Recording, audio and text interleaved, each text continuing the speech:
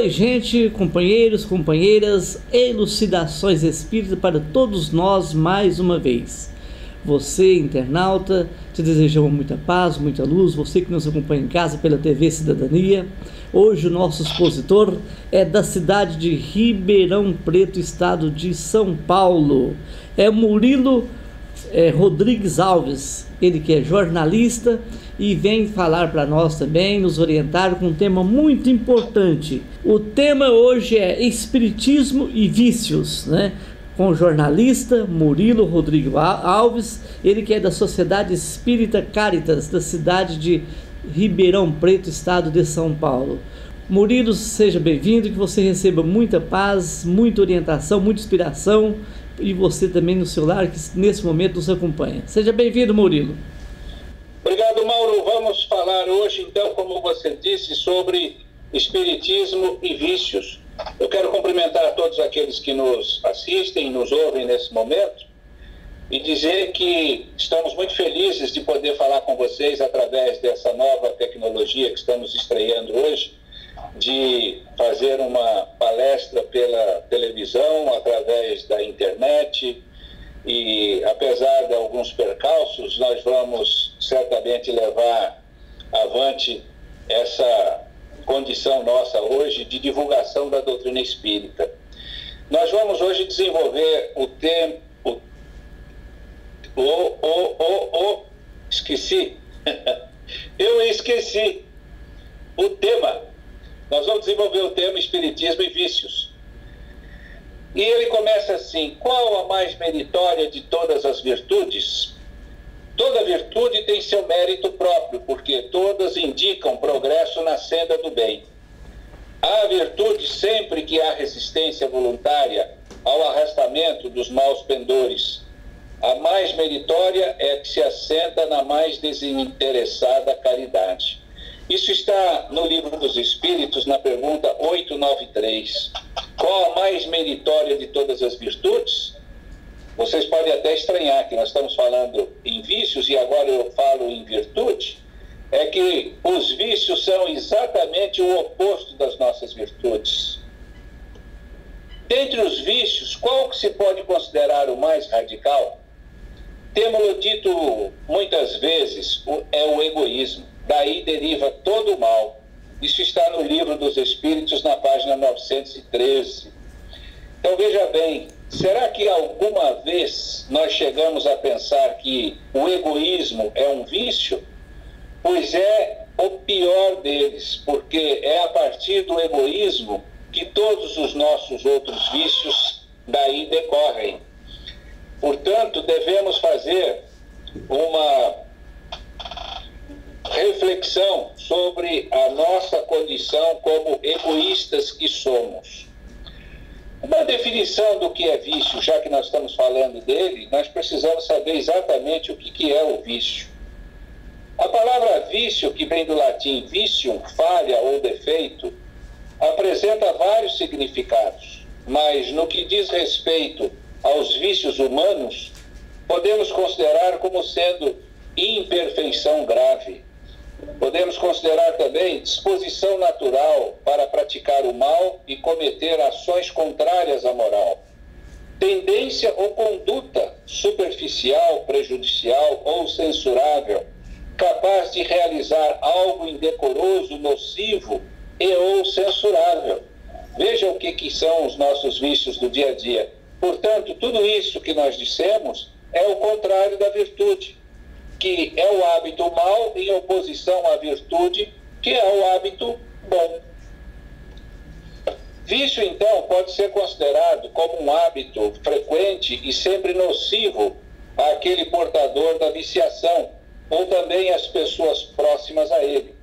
Passa a ser encarado como problema quando associado a qualquer tipo de dependência orgânica, psicossocial ou mista.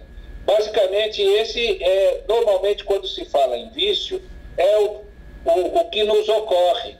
São essas dependências orgânicas que nós estamos acostumados a ver pelas ruas e muitas vezes dentro da nossa própria família.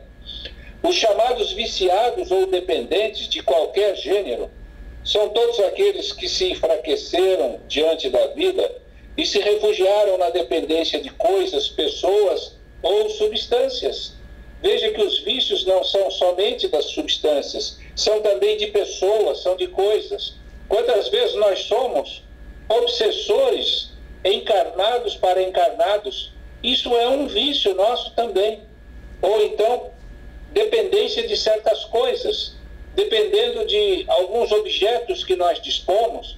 Alguns então inventam até poderes de amuletos e coisas parecidas. Isso tudo está dentro das coisas que nós podemos considerar como os nossos vícios, que são essas nossas dependências. Tem gente que coloca um lenço no bolso e não consegue. Esportistas que sempre fazem questão de usar a mesma roupa e assim por diante. Isto é considerado um vício também nosso. Os vícios são os extremos opostos, cujo meio termo é a virtude. Por exemplo, a abstinência e a intemperância diante da moderação, a covardia e a temeridade diante da coragem. Nós precisamos entender que a virtude está no meio, embora ela aqui seja o oposto do vício, mas que nós temos também uma condição de convivência com certas situações que muitas vezes são consideradas viciosas, mas que ela também faz parte da nossa vida e tem a sua importância. Porque, como dizia Paulo de Tarso, tudo é lícito, mas nem tudo me convém. Então, certas situações que são viciosas se forem desenfreadas, mas que são necessárias à nossa vida. Por exemplo, se nós temos a gula, que é um vício nosso, mas ninguém vive sem comer. Então, nós precisamos conviver com isto, com essa nossa necessidade de nos alimentarmos, mas não abusarmos dessa alimentação. Se nós pensarmos, então, na sexualidade, o abuso é muito maléfico para nós, mas nós precisamos da sexualidade, porque é dessa maneira que o planeta recria. A espiritualidade precisa de corpos e nós precisamos, então, do crescer e multiplicar. Então, tudo nessa questão de vícios, nós temos que considerar que é válido a moderação, a virtude que está no meio. Nós temos aí os vícios sociais e vícios morais, assim, para que possamos entender melhor. Aqueles vícios sociais que são também muito mais um hábito prejudicial do que o vício moral, que é um defeito e imperfeição. Vejamos, um hábito prejudicial, ele não é tão grave quanto um defeito e imperfeição. Porque nós também esquecemos de considerar que esses vícios nossos são muito piores, aqueles que são morais, do que os vícios chamados sociais. Os principais vícios sociais são a gula, o tabagismo, o alcoolismo, a toxicomania, o jogo, a sexolatria. As causas fundamentais de qualquer viciação estão relacionadas a processos complexos, existindo a respeito várias hipóteses diferentes. Fatores sociais, familiares, psicológicos e reencarnatórios vão se somar, facultando o aparecimento de uma personalidade frágil, suscetível do envolvimento vicioso. E o indivíduo que passa a depender, então, dessas condições viciosas é aquele indivíduo que, inclusive, foge da convivência, porque ele passa a ser um dependente daquele seu vício. E muitas vezes ele tem a vergonha de ser descoberto praticando aquele seu vício. E aí torna a pessoa também uma pessoa introvertida. E os vícios morais, então? Segundo os ensinamentos espíritas, todas as misérias morais da humanidade têm origem em dois vícios capitais que estão dentro de nós: o orgulho e o egoísmo. Lembra o codificador Allan Kardec que tais imperfeições estão na base de todos os vícios morais da criatura. Somos orgulhosos e somos egoístas, cada um numa medida, mas todos nós temos essa semente dentro de nós. E aí decorrem o ciúme, a inveja, a vaidade, a cupidez, o personalismo, que são, em última instância, filhos do egoísmo ou do orgulho.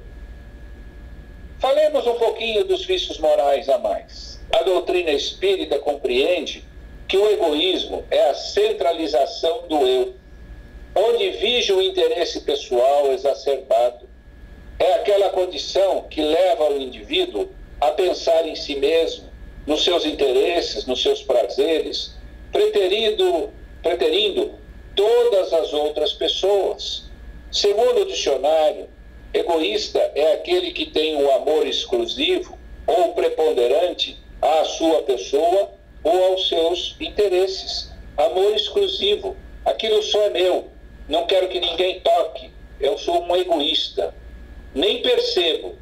E o egoísmo muitas vezes decorre quase que a partir da nossa criação, quase que um treinamento para que sejamos egoístas, principalmente quando somos filhos únicos, que os nossos pais, com todo amor e carinho, tentam dar o melhor, e nós vamos então entendendo que o mundo foi feito para nós, que os nossos pais estão ali para nos atender, e esquecem que quando nós crescermos um pouquinho e formos para o mundo não vai ter essa mesma consideração. E aí vai ser um mal danado, vai ser um sofrimento. Eu falo isso para chamar a atenção dos pais que educam crianças com todo o mimo exagerado, porque essas crianças vão achar que o mundo é para eles, e não é. Eu costumo brincar até que uma maneira de identificar um filho único, quando você chega num estacionamento, se você vê que tem um carro atravessado ocupando 2 vagas, provavelmente aquele indivíduo, homem ou mulher, deve ser filho único, porque não pensou nos outros. Olha, o egoísmo leva as pessoas a não verem mais nada do seu lado. E o orgulho, então, que é aquilo que advém de uma vaidade exacerbada também, que quando nós temos um orgulho de mostrar aquilo que somos, e muitas vezes nem somos aquilo que queremos aparentar. E isto vai fazer com que nós sejamos repelidos pela sociedade onde nós vivemos. É uma coisa muito importante. Nós devemos ser criados para compartilhar numa sociedade. Se nós estamos aqui desencarnados, é porque nós precisamos dessa vida compartilhada. São as oportunidades para afinar as nossas arestas. E, no entanto, se nós procuramos nos colocar acima dos outros, nós estamos perdendo a oportunidade dessa convivência, porque certamente nós seremos rechaçados. Porque a sociedade não aceita de livre e espontânea vontade pessoas vaidosas e pessoas egoístas.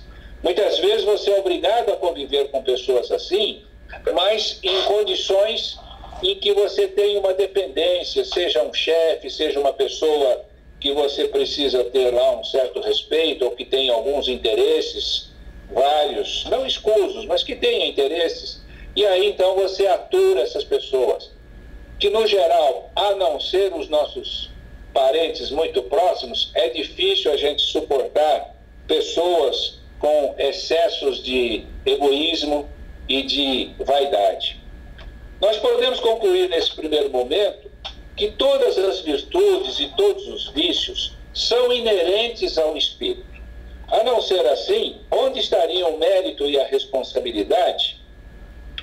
De outro modo, a lei do progresso não existiria para o homem. Quem disse isso foi Hahnemann. Como o espírito evolui em cada experiência reencarnatória, as más tendências são substituídas pelas boas, de forma que o homem vicioso de hoje será o virtuoso de amanhã. Gente, eu vou repetir isso porque muitas vezes nós enxergamos as pessoas que têm uma dependência como pessoas perdidas, como pessoas más. Não podemos ver dessa maneira. Ali existe um espírito, um ser humano, que está muitas vezes tentando se livrar de condições do passado e que está lutando para tirar da sua existência uma dependência, e ainda está muito difícil.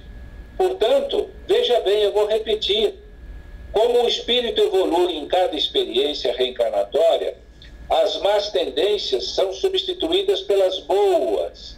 As más tendências são substituídas pelas boas, de forma que o homem vicioso de hoje será o virtuoso de amanhã. Os espíritos orientadores da codificação espírita analisam que uma sociedade só pode ser considerada efetivamente civilizada quando o seu desenvolvimento moral supera ou, no mínimo, iguala o progresso da inteligência. Pois, como afirma Kardec, à medida que a civilização se aperfeiçoa, faz cessar alguns dos males que gerou. E esses males desaparecerão com o progresso moral. Veja, uma pessoa que tem uma dependência, se ela quiser se livrar dessa dependência, ela precisa receber o apoio. E o apoio, primeiro, é a vontade dela. O segundo, da família. E assim por diante, sem querer classificar, mas da medicina, da psicologia, da religiosidade, da laborterapia, do trabalho, da aceitação e principalmente da perseverança, da paciência, do começar de novo a cada dia.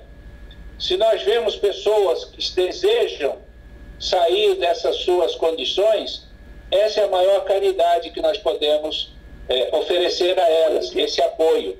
E como eu disse, nós podemos ter essas pessoas saindo desses vícios e se tornarem indivíduos de extrema oportunidade para a sociedade, pelo trabalho que vão desenvolver. Porque quando essas pessoas, pela sua religiosidade, pela sua força de vontade, pela ajuda da espiritualidade, por que não também da medicina, com alguns medicamentos, essa pessoa vai buscar um trabalho voluntário, vai sentir um prazer em fazer isso, e isso passa a ser para eles uma grande motivação para ficar longe e ir se libertando desses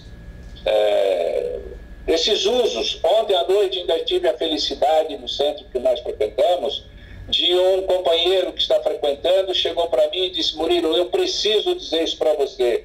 Desde o momento em que eu passei a vir aqui, eu não usei mais drogas. E a minha vida já mudou. Eu mudei de emprego. Eu estava desempregado, arrumei um emprego e vou ganhar mais do que no outro. E não estou mais sentindo a necessidade de usar as drogas. Veja, ele conseguiu, ele teve o apoio, teve uma linda família, ele teve vontade, procurou a religião, e as coisas vão mudando, porque não é que as coisas mudam para o indivíduo muda diante das coisas. Bom, no combate aos vícios e às paixões inferiores, é importante manter-se vigilante, emitindo pensamentos relacionados ao bem, neutralizadores das consequências indesejáveis decorrentes dos processos viciosos, sérios obstáculos ao progresso intelectual e moral do espírito. Para tanto, recomenda-se observar medidas de prevenção e controle. O que são essas medidas? Em qualquer processo educativo, a prevenção é sempre a melhor medida. Importante evitar o mal e incorporar hábitos saudáveis à sua existência. Contudo, não basta desejar ser bom, é preciso trabalhar incessantemente para que o bem integre definitivamente o comportamento. O bem deve estar internalizado dentro de nós, para que nós possamos ter um comportamento natural. Essas medidas de controle variam conforme a gravidade dos vícios e das paixões, mas a utilização delas implicam sacrifício e disciplina por parte dos envolvidos. A perseverança na mudança de comportamento para melhor é de fundamental importância.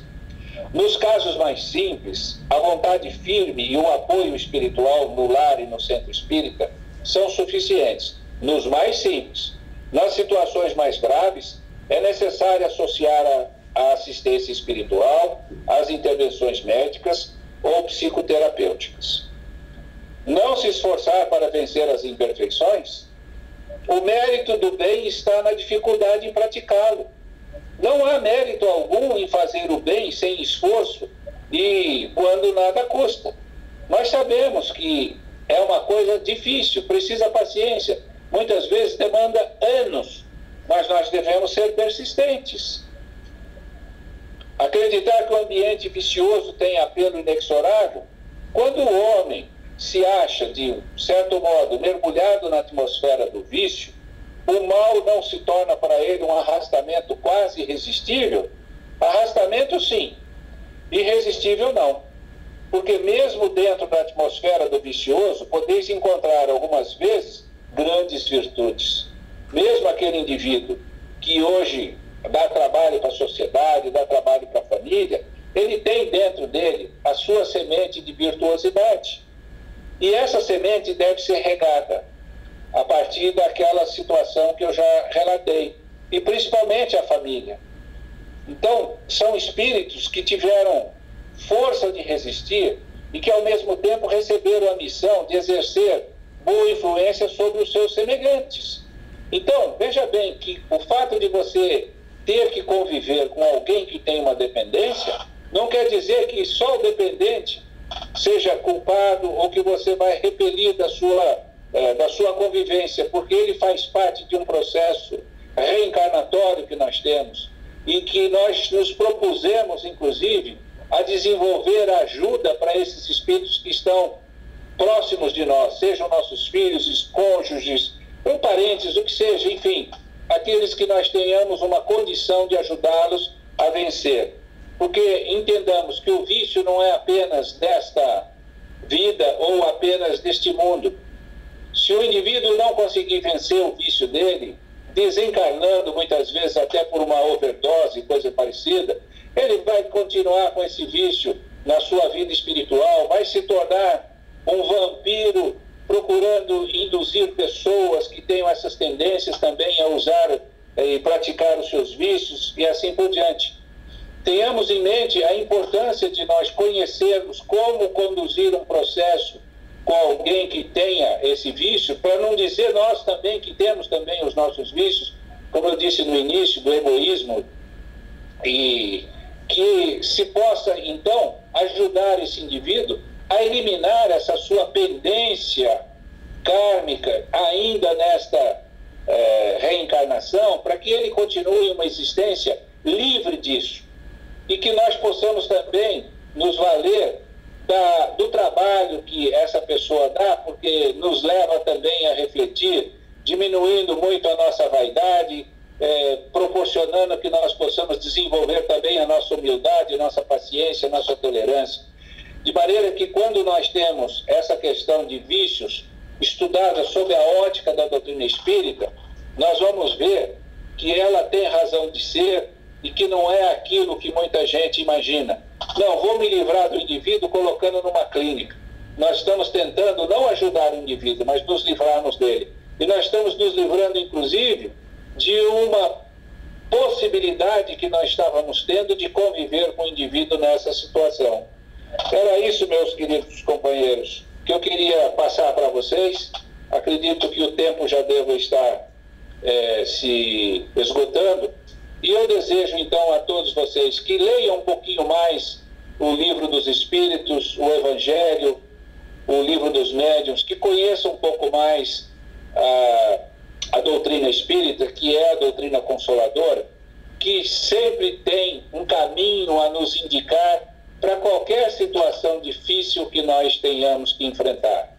Eu desejo a todos que aprendam bastante e que desenvolvam a sua fé, não uma fé cega, mas uma fé